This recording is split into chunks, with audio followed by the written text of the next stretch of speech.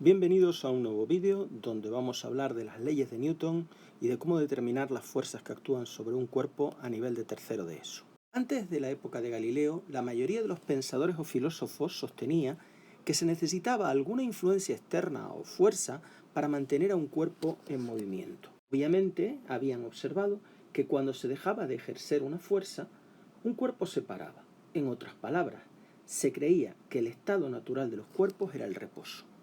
Por tanto, si un cuerpo se movía con velocidad constante, necesariamente tenía que impulsarlo algún agente externo. De otra manera, naturalmente, se detendría. Galileo se percató de que cuanto más pulida estaban las superficies por donde deslizaban los cuerpos, más tardaban en pararse cuando se dejaban de empujar. Parecía claro que las rugosidades de la superficie infringían una fuerza de rozamiento que lo paraba. Extrapolando la situación, pensó que si la superficie fuera perfectamente lisa y no produjera nada de rozamiento, no se pararía.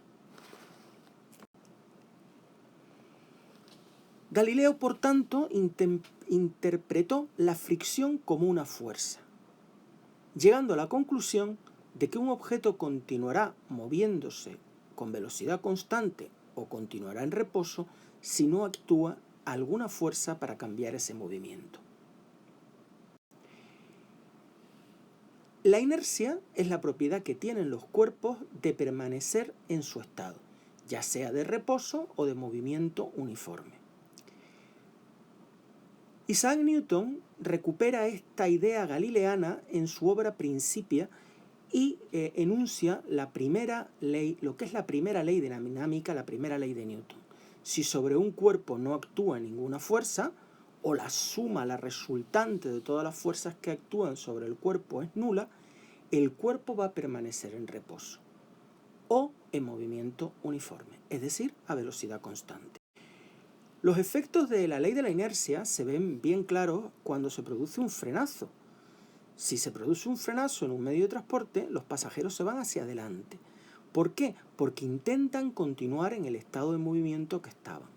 Sin embargo, si lo que se produce es un acelerón, lo que ocurre es lo contrario. Los pasajeros se desplazan hacia atrás en el sentido que estaban.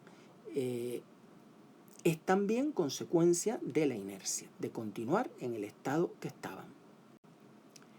La segunda ley de Newton se llama ley fundamental de la dinámica. La segunda ley se aplica cuando sobre el sistema considerado actúa una fuerza, o bien la suma de las fuerzas que actúan es distinta de cero. En este caso, el sistema va a adquirir una cierta aceleración que será mayor a medida que aumenta el valor de la fuerza aplicada. Es decir, la fuerza total aplicada sobre un cuerpo es directamente proporcional a la aceleración que le produce, siendo la constante de proporcionalidad la masa del cuerpo. El valor de la fuerza que aparece aquí es la fuerza neta, es decir, la fuerza resultante, la suma de todas las fuerzas que actúan sobre un cuerpo. Esta fuerza se expresa en newton, la masa en unidades del sistema internacional, que es el kilogramo, y la aceleración en metros partido por segundo al cuadrado. Según Newton, a medida que aumenta la fuerza neta aplicada, mayor es la aceleración. Como vemos, la fuerza total es directamente proporcional a la aceleración que le produce al cuerpo. Hemos dicho que esto es la fuerza resultante, es decir, la suma de todas las fuerzas. La masa, que aparece aquí como constante de proporcionalidad, es una medida de la inercia del cuerpo, es decir, de su tendencia a mantener su estado de reposo o de movimiento uniforme. Si la masa es grande, para comunicarle al cuerpo una determinada aceleración se necesitará una fuerza muy grande. Sin embargo, si tenemos un sistema de menor masa, necesitaremos menos fuerza para comunicarle la misma aceleración. Recordemos que la aceleración mide la variación de la velocidad con respecto al tiempo. La segunda ley de Newton realmente incluye a la primera.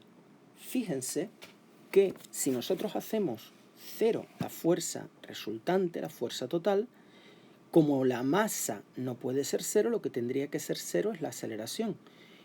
Es decir, si la fuerza total resultante vale cero, la aceleración vale cero. ¿Y en qué casos vale cero la aceleración? Pues cuando el cuerpo está inmóvil, cuando no se mueve y cuando se mueve bajo velocidad constante, es decir, cuando tiene un movimiento uniforme. La tercera ley de Newton, o principio de acción y reacción, surge a partir de la interacción de dos sistemas, uno que ejerce la fuerza y otro que le recibe.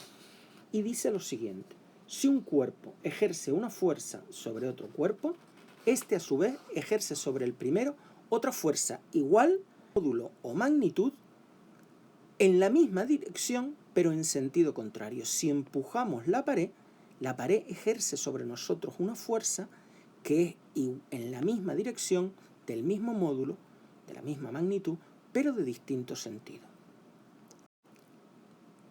Si lanzamos un balón a una pared, esa sería la acción, y la reacción es la fuerza que la pared ejerce sobre el balón que hace que rebote. Es muy importante decir que las fuerzas de acción y reacción están siempre aplicadas sobre cuerpos diferentes. Por eso, aunque son iguales y opuestas, no se anulan entre sí. Cada una produce un efecto distinto sobre el cuerpo que actúa. Por ejemplo, cuando disparamos una arma de fuego, la acción va sobre la bala, sobre la velocidad de la bala, y la reacción es el retroceso del arma. Fíjense que están aplicadas una sobre la bala y la reacción sobre el arma. Tienen la misma dirección y magnitud, pero sentidos contrarios. Ejemplo importante es el funcionamiento de los aviones a reacción. Nosotros tenemos que el avión expulsa gases hacia atrás. Esa es la acción. Entonces, la salida de los gases devuelve una fuerza de reacción que impulsa al avión hacia adelante. Esa es la reacción.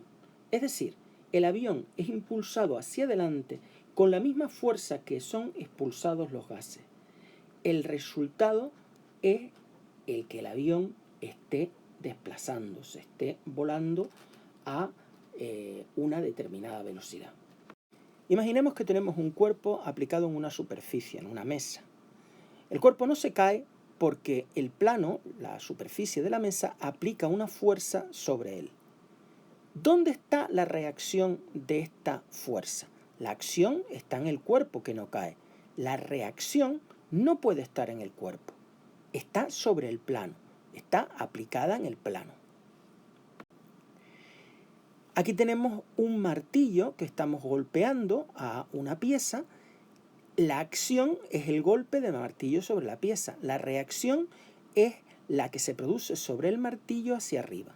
Lo mismo que cuando un niño se desplaza con un patinete. La fuerza hacia atrás que ejerce con el pie le impulsa hacia adelante con el patinete.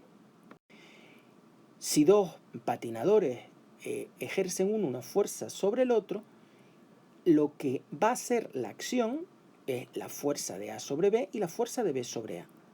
La reacción es que B se desplaza en sentido contrario y A también.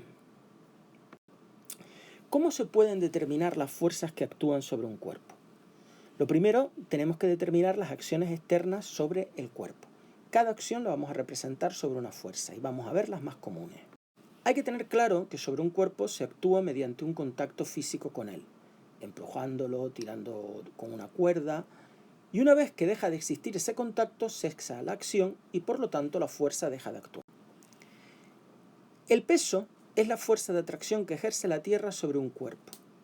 Siempre es vertical y dirigida hacia abajo. El peso de un cuerpo es igual a m por g, siendo g la aceleración de la gravedad. La aceleración de la gravedad en la superficie de la Tierra vale 9,8 metros partido por segundo al cuadrado.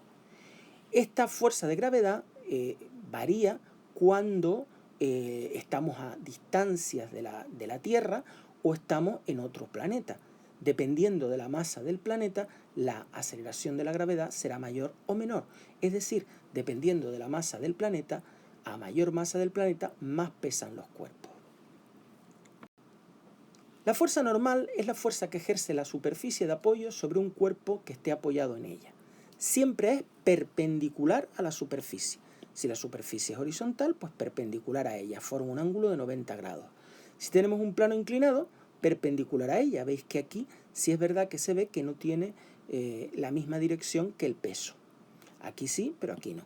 Por lo tanto, la normal y el peso no son fuerzas de acción y reacción. Luego tenemos la fuerza de rozamiento, de la que ya hablamos, que es una fuerza que aparece en la superficie de los cuerpos oponiéndose al movimiento de los cuerpos. Esa fuerza es proporcional a la fuerza normal y el coeficiente de proporcionalidad se llama coeficiente de rozamiento. No depende del área de contacto, pero sí de la naturaleza de las superficies en contacto y no varía con la velocidad de desplazamiento. ¿Qué armario costaría más empujar? ¿Un armario de 100 kilogramos o uno de 20? Lógicamente el de 20. ¿Por qué crees que es así? Tenemos dos fuerzas de rozamiento, la estática, que es cuando el cuerpo está en reposo, la que tiene que vencer el reposo, y la dinámica.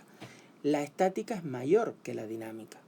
¿Por qué? Porque ya en la dinámica hemos vencido ese estado de inercia del cuerpo.